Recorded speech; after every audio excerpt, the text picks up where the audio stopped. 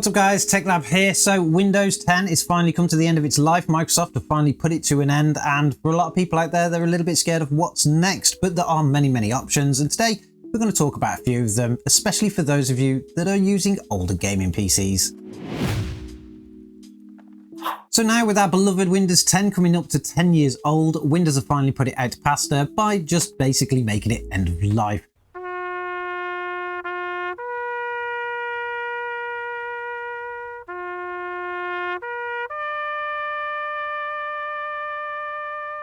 What does that actually mean for people out there that are currently using a Windows 10 system? Well, basically nothing really. It will continue to work just like all the previous operating systems out there. The problem is it means that your operating system is no longer going to get any kind of major bug fixes and updates, although they do have an extended security updates package, which is a little bit weird because it does mean that you're going to have to pay for it. Most people will have to pay for their ESU, as they're calling it, which will actually provide you with critical security updates, nothing else more than that, for around an extra year. For some of you out there though, that's actually going to be free. It just completely depends where you live. But for those of you that don't want to go with any of those options, what other option do you really have? Microsoft wants you to go to Windows 11. Do it. And for most people, again, that's actually going to be a great option. Windows 11 is completely stable now. It runs perfectly fine. Pretty much all of our systems here at the studio use it, and we've never really had a problem. It is the natural progression of the Windows platform. For some of you out there though, it's not actually going to work, particularly if you have an older gaming PC, although technically you can get it working. So option one really is upgrading to Windows 11. Now for today's video, I do have a little example system here. This is our old Dell Inspiron. This is actually quite a lucky system for anybody out there that's got one of this age. It does use the Intel 6th generation, so technically it is not officially supported by the new Microsoft Windows 11, but it does actually have the core features needed to be able to install it. This system here, you can enable things like TPM and Secure Boot, which is obviously required for a Windows 11 install, and it works perfectly fine. But for those of you out there that have systems that are maybe older than this one, or maybe they have a more basic motherboard that don't have those features, unfortunately, you're going to run into an issue. Just trying to install Windows 11, you will get an error on that installation saying that basically it cannot find TPM and it will not install. We can't even guarantee any other units prior to this that do have TPM and Secure Boot functionality, because Windows itself will also pull up an issue if it detects that the hardware inside of it, so like your CPU, is actually too old to run the system. So unfortunately, anybody out there with those types of machines are going to be a little bit stuck. But there are unofficial ways of actually getting Windows 11 to install, and what we'll do is we'll show you how to do that now. So for this short guide, we're going to pretend that our system here isn't one that actually supports Windows 11, even though it kind of does. Many systems out there won't actually support Windows 11 because of those previous features we mentioned. So you will have to actually bypass them. And there is a very easy way of doing it. The first thing you need to do is obviously log onto your Windows 10 system and effectively use it to kill itself. We need to actually go and get a few files. The first one is that we need to go and get a download of Windows 11. So we'll head over to the Microsoft Store. When we actually get to the download page for Windows 11, we don't want to actually use the installation assistant, and we also don't want to use their Create Windows 11 installation media. That is what you tend to actually use when you do this. What you will want to do is actually go get the ISO image itself. So you just want to select on here which one you want. There's only one option, Windows 11 multi-edition ISO. We'll go to the download page. Sometimes it takes a few seconds to do this because they are creating like codes for you to actually download the thing. It's a bit weird, but anyway. Once this is actually gone through, you will get a selection of what language you want to go for. And for me, it's going to be International English. For some reason, they don't have English British like they used to have. But basically, once you've done that, you will download and you will get a file on your system.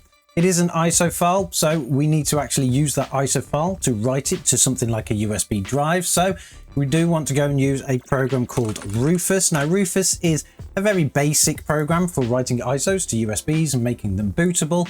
It's completely free and you can just get away with just downloading it. It doesn't even really install on your system, it just runs.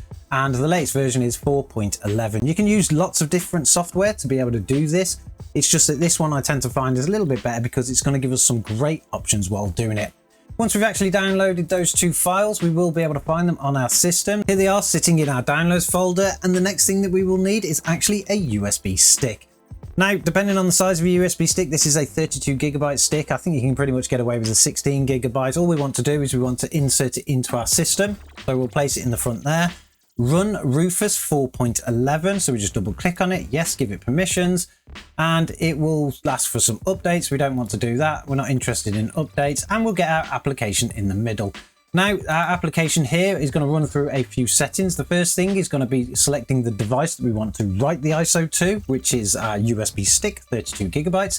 Then we need to go and select the ISO that we want to write. So we're going to go off to our downloads folder, select the Windows 11 English International x64 ISO, and then it's going to come up with some other settings. You can pretty much leave all of this default, and then when we get to the bottom, we want to click Start. This is where the actual magic happens. Clicking Start on Rufus while building a Windows bootable device will actually provide you with this menu.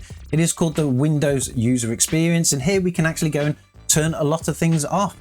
Our first option here is to remove the requirement for 4GB of RAM, Secure Boot, and TPM 2.0. This means that if you do that, it's going to remove that kind of requirement from the actual build itself, meaning it's never actually going to check. So we can just completely bypass all of those settings on our old gaming PC and get into the operating system. We can also remove a lot of other things, like removing the requirement for an online Microsoft account. That's really useful for those of you that don't want to log in with your Outlook account or anything like that. We can then also create local users by default, so we don't actually have to go through that process of clicking boxes and things like that. We can disable the data collection, saves us clicking a lot of things again. We can disable BitLock automatic device encryption, and we can use Windows CA 2023 signed bootloaders. What most people will do is they'll tick the first two, tick the fifth one.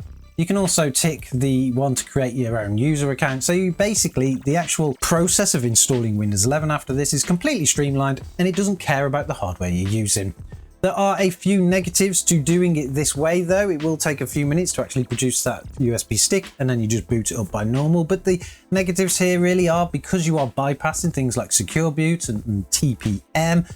You're going to actually leave your system a little bit vulnerable anyway, because it does require those things to be fully secure. So there are negatives to doing this process, but you can actually get Windows 11 working on an older system by just simply doing that. In actual fact, it's probably worth doing that anyway and disabling some of the other things, even if you do have TPM and stuff, because it'll save you when installing Windows from going through all of those options, and particularly signing in with your Microsoft account. But for those of you that don't have that ability, it doesn't always work on every single PC, we have a few more options.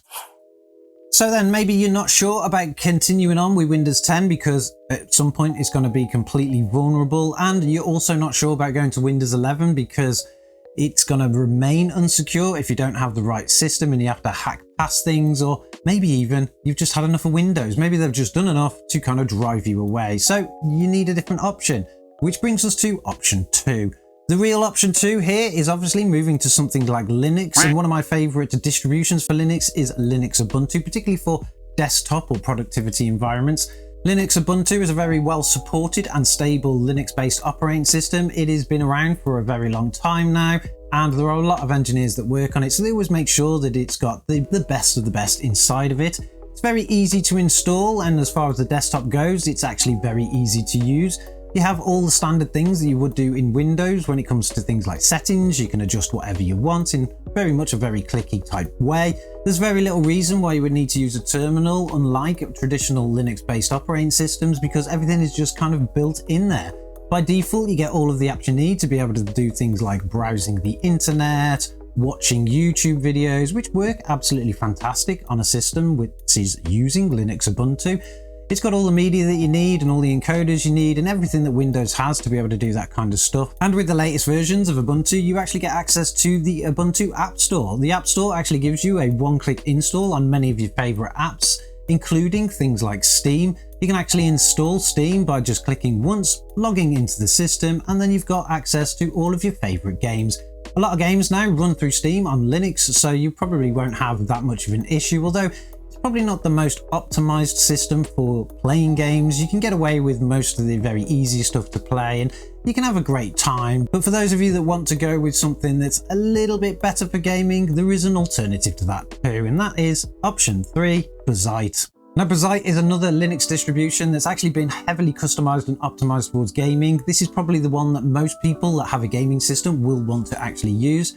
When it comes down to the features of this, it's very easy to install, and you do have multiple options to go for on their website. You will need to make sure that you get the right one because they've actually optimized the different installs to the different types of hardware that you've got so that you can actually get the best out of it. You've got installs for desktops, you've got installs for handhelds, you've got installs that take care of the NVIDIA graphics cards or the AMD graphics cards, depending on their age. So it's best to go through the options yourself and pick the right one for your system, and then basically just install it as you would do with any other operating system. The desktop environment is very plush in Bazzite, it looks very nice, and it gives you access to all the similar features that Ubuntu and Windows will. You can go through all the configuration and settings of your system, you can configure it as you can do with any kind of Linux-based system. You can also use it for general use if you have the desktop view, because there are two views with this one. You can either put it into a Steam Deck view, which is fully controller supported, or you can have a desktop view so you can use the system for more than just gaming. Via the desktop view, you can easily go onto web browsing, just like you can do on all operating systems, and you can access things like YouTube and watch all your favorite videos too. It works again flawlessly on a system like this, but because it is actually optimized towards gaming, they actually pre-install a lot of your favorite gaming apps, just like Steam. Steam is actually pre-installed onto the system inside Bazzite, so you don't need to do anything. You don't even need to go to an app store to click it. You never need to go to a terminal to install anything. And they've also installed all of the dependencies and tested it all for you. All you need to simply do is just start Steam and log in. And because the system is optimized very well for gaming, pretty much most games in Steam will run perfectly fine on Bazzite. Of course, it depends on the hardware that you've got and what type of performance you get, but they do include a lot of other tools like your overlays and things like that, so you don't really need to do anything manually. Most people will advise you going to Bazzite, particularly if you are a gamer and you want to try Linux, so it's definitely worth checking that one out if you have an older gaming PC, because technically it just works better, to be honest. Now, if all them options fail, maybe your system is just way too old to be able to take any of them, because it can happen. The latest versions of Bazzite and Ubuntu sometimes don't run on really old hardware. It completely depends on the platforms you got and things like that. There is an alternative option. Maybe you do want to just upgrade your PC and go somewhere, but you don't want to get rid of the old one. You want to do something with it and make it useful. Well, then we have option 4. Option 4 is turning your old gaming PC into an ultimate retro emulation system using a system called Batocera. Batocera is a free retro emulation optimized operating system. It is again based on Linux, just like Bazzite and Ubuntu, and it is extremely easy to install. You just download the ISO, burn it to a USB, stick it in the system, and off you go. It's extremely well supported, but it is quite limited in terms of operating system capabilities compared to the others. It does offer a controller-friendly desktop. You don't really get the traditional desktop where you can start your web browsers and things like that. They've kind of highly customized it to the controller-based system because effectively it's just building a console. And then it's great for retro gaming, and by that I mean you can pretty much install any emulator from any games console that's ever existed and just kind of rip your games from the old cartridges and CDs, put them into the system, and you have an all-in-one solution. You can get away with playing the old games from the Nintendo Entertainment Systems all the way up to your PlayStation 3s and possibly even in the future PlayStation 4. It's actually a great operating system to use, particularly on older hardware, because it will technically run on something that is really old, and you'll still get great performance out of it, although the hardware that you use inside the system will determine how far you can actually go up in the console generation. Of course, if you're using something that is really old, you're probably going to limit yourself to maybe going up to something like the Nintendo 64 type stuff, but if you've actually got a semi-decent system like the one that we've got here, it's using a 6700, that's an Intel i7 processor, more than enough even with its built-in iGPU to run Batocera and most emulators. But we've also got inside of here 16 gigabytes of DDR4 and a GTX 1050 Ti. That is going to be more than enough to play even Xbox One games, so you're going to get away with having a great experience on that one, particularly if you just kind of had enough of everything else and you want to try something new. So there we have it. These are the options that you have going forward. You can either continue on with Windows and just hope that nobody gets into your system and that the vulnerability doesn't really kind of flood you with viruses and malware and things like that. You could move to Windows 11 if you can on your system, just like this one. It kind of is supported, even though they technically say it isn't, but I have installed it on here perfectly fine without kind of hacking around anything. I don't know how long it would actually run for on that system before they put an update in that could kind of stop it, but you can always hack past that stuff. But again, you're leaving yourself vulnerable, so you probably won't want to do that.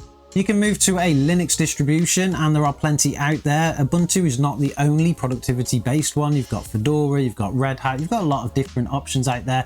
Ubuntu is generally very well supported, and you're going to get a lot of help online if you struggle with that one, so that's always a good option to go for. But of course, if you are into your gaming and you primarily game on your system, you'll want something like Bazzite because it's just specifically designed to do that task. And of course, at the end of the day, if everything else fails, turn it into an emulation system because it's still going to be useful and a lot of fun as well. But there we go.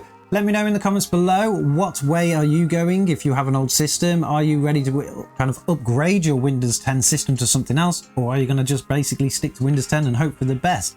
Don't forget to subscribe to the channel if you like this kind of content. We're going to be doing some extra videos around this kind of stuff, maybe some guides on how to actually install and configure those different types of environments. You won't want to miss them. And I'm sure, as always, I'll catch you guys in the next one.